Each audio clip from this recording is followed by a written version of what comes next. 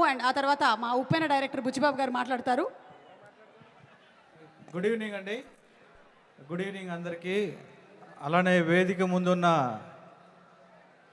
అల్లు అర్జున్ గారి ఫ్యాన్స్ అందరికీ,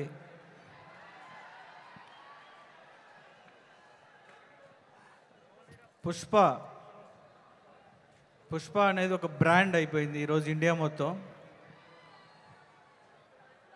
యాక్చువల్గా ఇందాక రాజమౌళి గారు చెప్తున్నారు, పుష్ప అనేదానికి ఫంక్షన్ అవసరం లేదు, ఆల్రెడీ జనాలందరూ పండగ చేసుకోవడం స్టార్ట్ చేశారు ఆల్రెడీ. నేను మామూలుగా ఒక విషయం చెప్పాలనుకున్నా. ఒక 2 years బ్యాక్ 3 years బ్యాక్ ఎక్కడికన్నా వేరే కంట్రీలో ఏదన్నా ప్లేస్కి వెళ్తే మీరు ఎక్కడి నుంచి ఏంటి అంటే మేము ఇట్లా తెలుగు ఫిలిం ఇండస్ట్రీ అంటే బాహుబలి అని అడిగేవాళ్ళు. ఈ 1 year నుంచి తెలుగు ఇండస్ట్రీ ఎక్కడి నుంచి అంటే పుష్ప అని అంటున్నారు. ఏ స్టేట్కి వెళ్ళినా ఏ కంట్రీ వెళ్ళినా ఇదే వినపడుతూ ఉంది. దీన్ని బట్టే అర్థం చేసుకోవచ్చు, పుష్ప అనేది ఒక బ్రాండ్.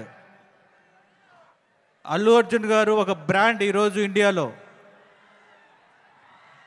అది మామూలు విషయం కాదంటే, నేను బన్నీ గారిని చాలా దగ్గర నుంచి చూస్తూ వచ్చాను. ఆయన కసి, ఆయన కసి నేను చూసా దగ్గర నుంచి. ఈరోజు అల్లు అర్జున్ గారు ఒక బ్రాండ్ అయ్యారు అంటే ఆయన కసి, ఆయన పట్టుదల, ఆయన హార్డ్ వర్క్, ఇంకా ఇవి మూడే ఆయన ఈరోజు ఒక నేషనల్ లెవెల్లో ఒక స్టార్గా తీసుకెళ్తున్నాయి.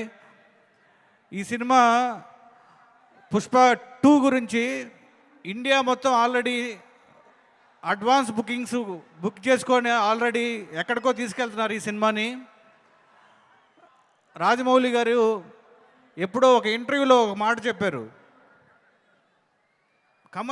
సుకుమార్ గారు కమర్షియల్ సినిమా తీస్తే అది మామూలుగా ఉండదు. నాకు ఏదన్నా డైరెక్టర్ నుంచి మీరు ఏదన్నా పోటీ ఎక్స్పెక్ట్ చేస్తున్నారా, ఏదో ఒక సమ్ ఇన్సిడెంట్, ఏదో ఒక ర్యాండమ్ క్వశ్చన్లో ఆయన చెప్పారు, సుకుమార్ గారు ఒక మాస్ కమర్షియల్ సినిమా తీస్తే అది మామూలుగా ఉండదు అని. అదే పుష్ప 2 సుకుమార్ గారి హార్డ్ వర్క్, ఆయన కసి, ఆయన పిచ్చి, ఆయన ఒక డైరెక్టర్లో నేను చూసిన వాళ్ళలో నాకు one of the favourite director Sukumar గారు. ఆయన కసిని, ఆయన పిచ్చి నేను దగ్గర నుంచి చూశాను. ఒక సినిమా అంటే ఇంత ప్రేమ, ఆయన ఇప్పుడు ఎవరు అడుగుతున్నారు ఏంటి సార్, నాట్ సాటిస్ఫైడ్. ఆయన మామూలు కాదు ఇది. అలానే ఈ సినిమా పుష్ప 2 ప్రపంచం మొత్తం వైల్డ్ ఫైర్ అవ్వాలని మనస్ఫూర్తిగా కోరుకుంటున్నా.